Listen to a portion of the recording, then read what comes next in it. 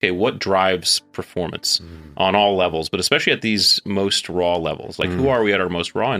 And what are those things about human beings in particular that drive performance in different domains?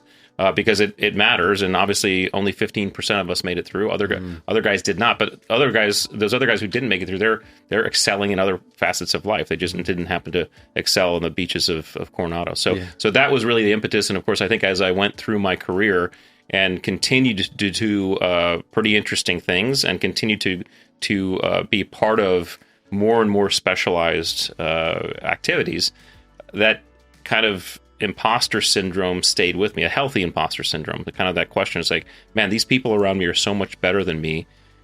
Why am I here? How am I here? It upped my game, of course, but it really allowed me to start thinking about and diving deep into this stuff. And I think so that would probably be the best way to define that maturation. There's that idea of like never judging a book by its cover, and I guess you couldn't help it yourself. If you're looking around the other guys at Buds, some really big, very athletic people, you might be instinctively thinking that these guys are going to absolutely crush it. Yeah. But as I've heard from other SEALs and things before, they're often some of the first to tap when it gets tough. Yeah, most don't, and it's funny. Almost everyone who's made it will say that none of us would put money on any candidate starting SEAL training, even those of us who've been in the community for a while. The odds are not, they're against you, and there are people who you could look at and you'd say, well, I would assume that person would make it, but none of us would put money on, especially 100%. It's just you can't tell. It's all very internal, but it's really all about who we are at our most raw, and what are those attributes and qualities that need to be predominant to perform and succeed in that, again, in that discipline, in that domain, because